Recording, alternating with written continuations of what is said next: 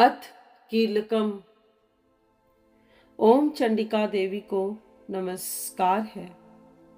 मार्कंड जी कहते हैं, विशुद्ध ज्ञान ही जिनका शरीर है, तीनों वेद ही जिनके तीन दिव्य नेत्र हैं, जो कल्याण प्राप्ति के हेतु हैं, तथा अपने मस्तक पर अर्ध चंद्र का मुकुट धारण करते हैं, उन भगवान शिव को नमस्कार है।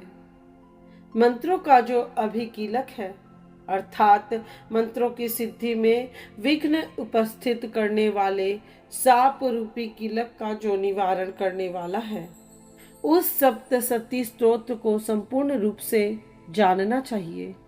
यद्यपि सप्तशती के अतिरिक्त अन्य मंत्रों के जप में भी जो निरंतर लगा रहता है, वह भी कल्याण का भागी होता है।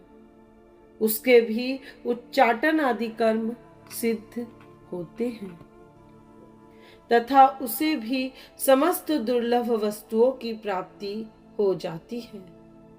तथापि जो अन्य मंत्रों का जाप न करके केवल इस सप्तशती नामक स्त्रोत से ही देवी की स्तुति करते हैं, उनके स्तुति मात्र से ही सच्चिदानंद स्वरूपिणी देवी सिद्ध हो जाती है। उन्हें अपने कार्य की सिद्धि के लिए मंत्र, औषधि तथा अन्य किसी साधन के उपयोग की आवश्यकता नहीं रहती। बिना जप के ही उनके उच्चाटन आदि समस्त आभिचारिक कर्म सिद्ध हो जाते हैं।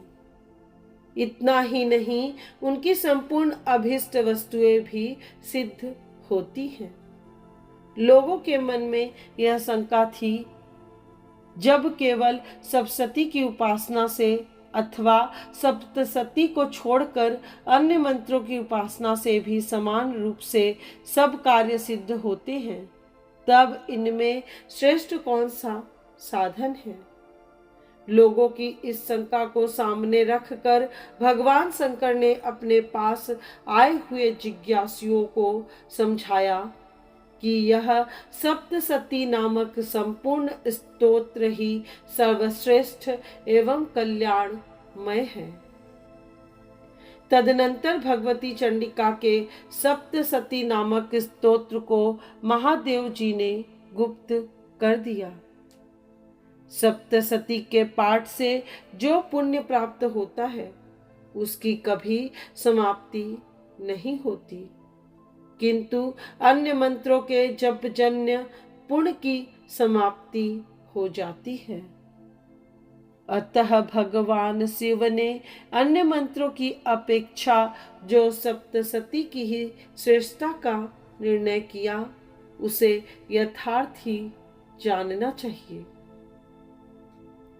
अन्य मंत्रों का जप करने वाला पुरुष भी यदि सप्तशती के स्तोत्र और जप का अनुष्ठान कर ले, तो वह भी पूर्ण रूप से ही कल्याण का भागी होता है।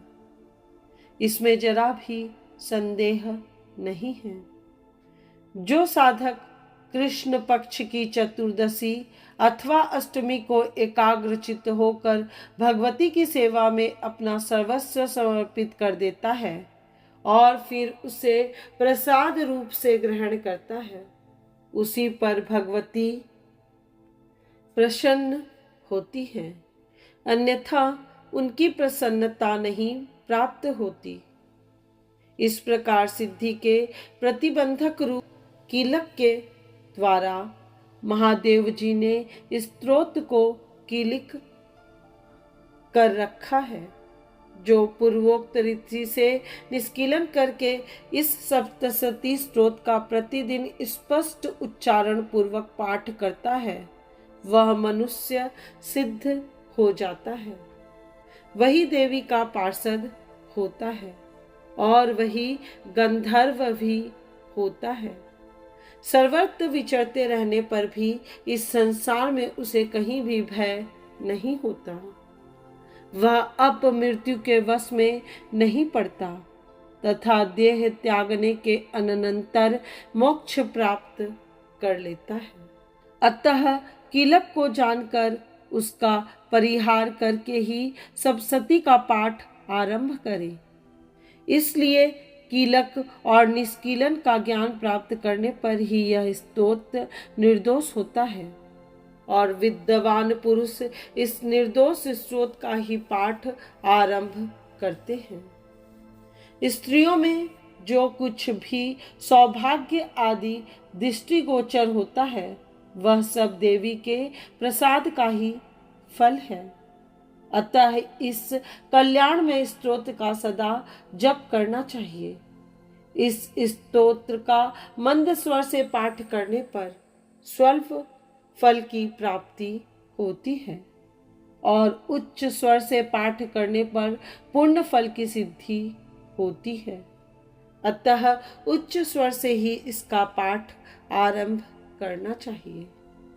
जिनके प्रसाद से ऐश्वर्य, सौभाग्य, आरोग्य, संपत्ति, शत्रुनाश तथा परम मोक्ष की भी सिद्धि होती है, इन कल्याणमयी जगदम्बा की स्तुति मनुष्य क्यों नहीं करते।